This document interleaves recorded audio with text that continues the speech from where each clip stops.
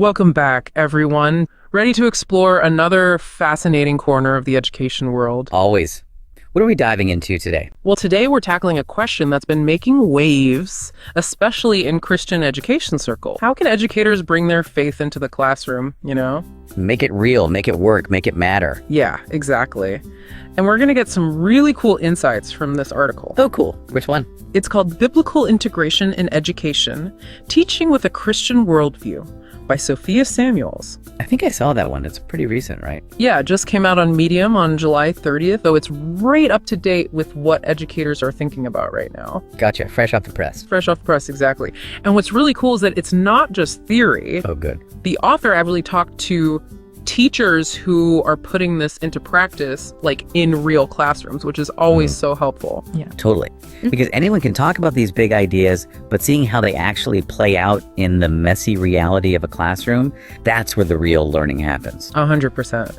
So before we get into the nitty-gritty, maybe we should back up for a sec and define what we're even talking about here. Yeah, good idea. When we say biblical integration in education, what does that actually mean? Right. Because it's not just like slapping some Bible verses onto a lesson plan and calling it a day. Exactly. So help us unpack this a bit. Well, the way the article explains it, it's more about seeing the whole world, every single subject, through the lens of your faith, if you're a Christian educator. So their faith kind of becomes the filter through which they process and teach everything. Yeah, exactly. It's like you can't just compartmentalize your beliefs. They inform everything you do, how you see the world, how you understand things. So even subjects that seem totally unrelated to religion, like math, could be taught from this perspective. Oh, absolutely. I'm having trouble picturing that, I'll be honest. Okay, well, think about it this way.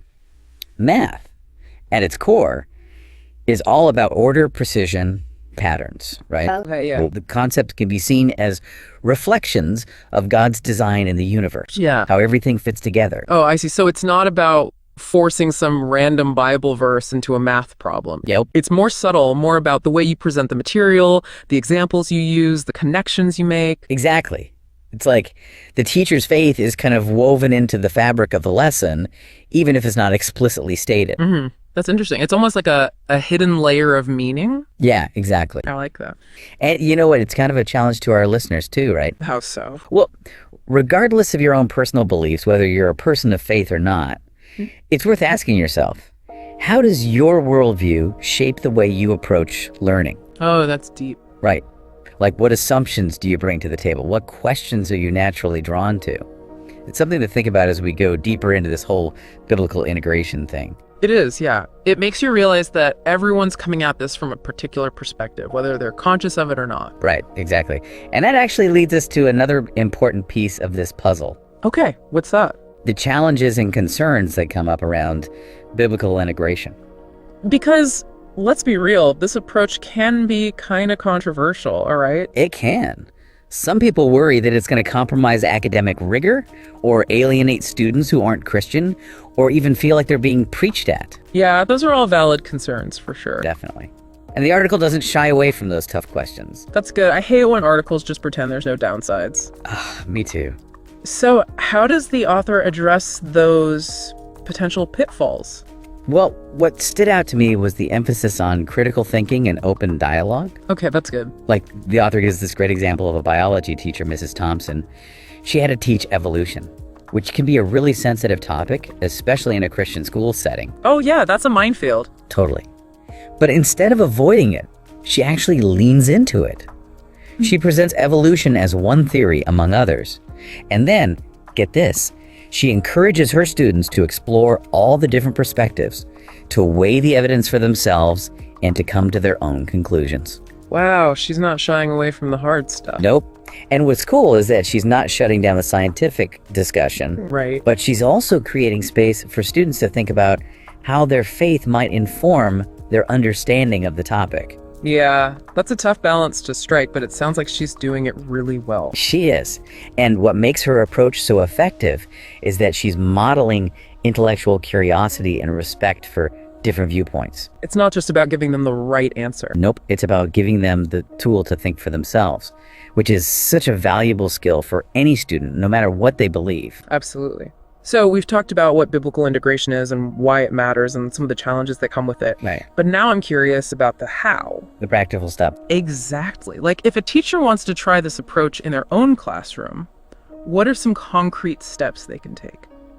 Well, the article lays out some really practical strategies. And the first one might seem obvious, but it's crucial. Start with scripture. Okay, makes sense. Identify the key biblical principles that connect to the subject you're teaching. So for example, if I'm teaching a history lesson about, say, the civil rights movement, I might look for passages in the Bible that talk about justice, equality, and loving your neighbor. Exactly. Find those themes that resonate. Yeah, find those threads that run through both the Bible and the subject you're teaching. Okay, so that's step one. Right, step one, grounding yourself in scripture. Then the next step is to look for those natural connections between those biblical truths and the specific content you're teaching. So it's not about forcing a connection where it doesn't exist. No, it has to be organic. It's got to feel authentic. It's more about helping students see the subject matter in a new light through that lens of faith we were talking about earlier. And the article actually gives some really cool examples of how teachers are doing this. It does. Like there's Mr. Jones, who teaches world religions in a really diverse classroom setting. Oh yeah, that's a tough one. I'm curious to hear how he navigates that, because it could be so easy to offend people or come across as insensitive. Right, it's a delicate balance. So tell me more about his approach. Well, what's interesting is that he doesn't shy away from teaching about different belief systems. He gives his students a balanced and respectful overview of each religion, emphasizing the importance of understanding and appreciating different perspectives. Okay, so he's not just saying Christianity is the right one and everything else is wrong. Nope. He recognizes that his students come from all sorts of backgrounds, and he creates a learning environment that respects that diversity. I like that. But he does point out how Christianity has influenced various cultures and societies throughout history, which is a factual point, right? Right, yeah, that's undeniable. So he's weaving those historical connections into the bigger picture without pushing his own beliefs on anyone. That's cool. So he's using history as a springboard for discussion about the role of religion in society, both the good and the bad. Exactly. He even challenges his students to think about how their own beliefs, whatever they may be, can shape their actions and how they contribute to the world. That's awesome. So it's not just about learning facts, it's about engaging with those facts on a deeper level. Yeah, connecting faith to real-world issues. And empowering students to live out their values in a way that makes a difference. Exactly. Making it real, Making it real, yeah. Now, the article also highlights this other teacher, Mrs. Rivera, who teaches math. And she works in a public school, which makes it even more interesting. Oh yeah, that adds a whole other layer of complexity. Because it's got to be trickier to find those faith connections in a subject like math, especially in a public school setting where you have to be careful about separation of church and state. Right, you can't just preach from the front of the classroom. So how does she do it? Well, her approach is really insightful because it shows that biblical integration doesn't have to be super obvious or preachy. Okay, I like that. Like she finds these subtle but powerful ways to weave her faith into her lessons. For example, she talks about the order and precision of math as a reflection of God's nature. So instead of explicitly quoting Bible verses, she's using math itself to point towards something bigger, something transcendent. Yeah, and it's not forced. It's just this inherent beauty and structure that's already there. I love that. It's like she's revealing a hidden dimension of math that most people probably never even think about. Exactly. And you know what else I admire about her approach? What's that? She really focuses on creating a classroom environment that embodies Christian values. Okay, like what? Like respect, kindness, empathy. Okay, yeah, those are universal values. Everyone can get behind them. Exactly. It's about creating a space where all students feel welcome and valued, regardless of their background. Which is so important, especially in today's world where there's so much division and polarization. Absolutely. Biblical integration, when it's done well, shouldn't be about exclusion or judgment. It should be about creating a learning environment that's inclusive, welcoming, and intellectually stimulating for everyone. And that's something we can all get behind, I think. I hope so. Yeah, it really is about making everyone feel like they belong. And it's funny you should mention that. Thinking about Mrs. Rivera and her approach, it reminds me of another technique the article talked about. Okay, what's that? The idea of using open loops in teaching. Open loops? Have you ever heard of that? I have, but I'm not sure I totally get it. Okay, so imagine this, listener. You're sitting in class, and the teacher asks this question. something that really grabs your attention, maybe even makes you question something you thought you knew. But instead of giving you the answer right away, they leave it hanging like a puzzle you have to solve. Okay, I'm already hooked. Tell me more. So as the lesson goes on, the teacher starts dropping little hints, little bits of information that connects back to that original question. Like breadcrumbs leading you to the answer. Exactly. They're planting these seeds in your mind, and eventually you start to piece everything together, and then bam, you have this aha moment where you figure it out for yourself. That's so cool. So it's not just about passively listening and taking notes. It's about actively engaging with the material, making those connections, and drawing your own conclusions. Exactly. And the article gives this perfect example. This literature teacher, Mrs. Lee, she starts a unit by asking her students, what can ancient stories teach us about modern faith? Ooh, that's a good one. Right. It immediately makes you want to dive into those old stories and see what wisdom they hold. Totally. But I'm guessing she doesn't just leave them hanging with that question for the whole unit. Of course not. Throughout the unit, she keeps bringing it back, She shows them how those ancient stories, epic poems, myths, parables, how they connect to the challenges of living out your faith in today's world. So it's not just about analyzing the literature in isolation. Right. It's about connecting it to something bigger, something more meaningful. Exactly. Yeah. And what I find really fascinating is that this technique isn't just for the classroom. Oh, really? Yeah, you can use open loops in all sorts of situations. Think about it, listener.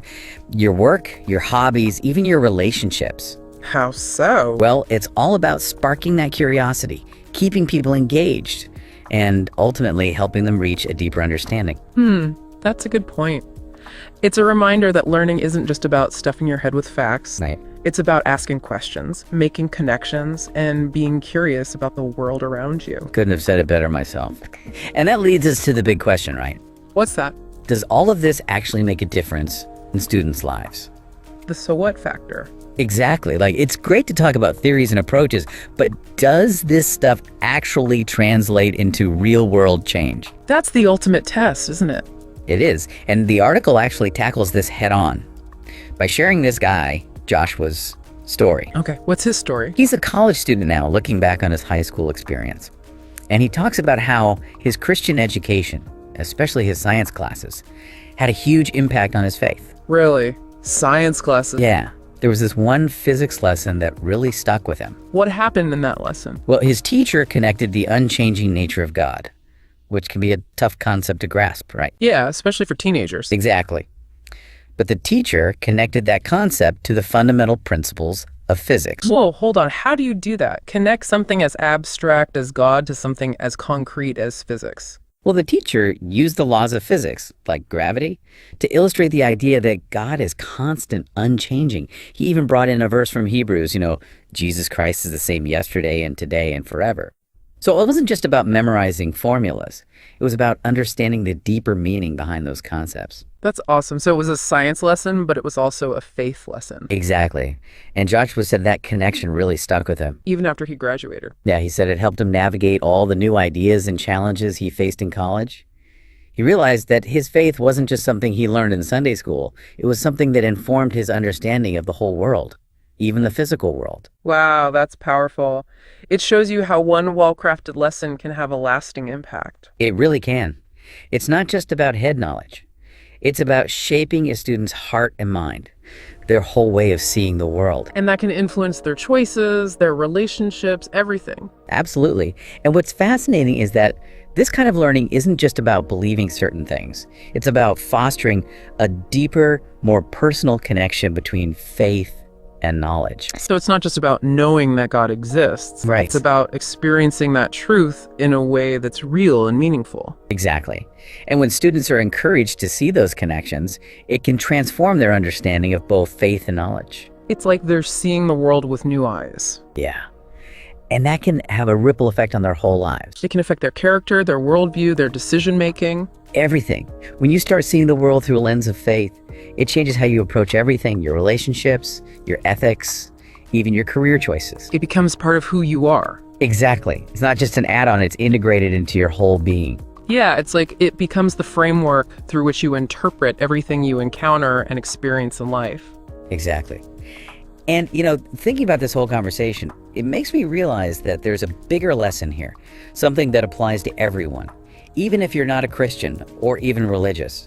Well, whether you subscribe to a specific religious tradition or not, I think we can all agree that it's important to connect what we learn to a larger sense of meaning, to look for truth in everything we study, in everything we do. It's about asking those big questions, right? Exactly. Why are we here? What's our purpose? How does this knowledge fit into the grand scheme of things? Those are the questions that really matter. And, one thing that really stood out to me in this article was the emphasis on modeling faith in action. Oh, yeah, that's huge. It's not enough for educators to just talk about their beliefs. They have to live them out. It's got to be authentic, walk the walk. Yeah, exactly. Students are watching, they're paying attention to how the adults in their lives behave, how they handle challenges, how they treat others. Actions speak louder than words, for sure. And if they see their teachers living out their faith in a genuine way, that makes a much bigger impact than any lecture ever could. Totally. Because it shows them that faith isn't just some abstract idea, it's something you actually live out in the real world. And I think that applies to everyone, not just teachers. Oh yeah, good point. Parents, mentors, friends, anyone who's in a position to influence others. People are always watching, and they're learning from how you navigate the world. So true. It's a good reminder to be mindful of the example we're setting for those around us, whether we realize it or not. It is, yeah. So as we wrap up, what would you say is the main takeaway for our listeners? That's a good question. I think the key message is this. Biblical integration, or any kind of values-based education, is about more than just adding content to a curriculum. It's about creating a holistic learning experience, one that nourishes both the mind and the spirit. It's about seeking truth, wrestling with tough questions, and ultimately helping students develop a worldview that can guide them through all the complexities of life. Beautifully said. It's not just about acquiring knowledge. It's about shaping hearts and minds, preparing students for a life of purpose and meaning. Exactly. And that preparation goes beyond just equipping them for a specific career. It's about giving them the tools to engage with the world in a thoughtful, compassionate, and curious way. Yes. It's about nurturing that desire to learn and grow, to keep asking questions and seeking answers throughout their lives. And that brings us to our final thought for today, something to ponder as you go about your week. I'm always excited for the final thought. It's my favorite part. Well, inspired by today's conversation, I was thinking, if you were to take a subject you're already familiar with, maybe something you studied in school or something related to your work. Okay. But this time, you looked at it through the lens of your own worldview, whatever that may be. Interesting. What new insights or connections might you discover? Ooh, that's a good one.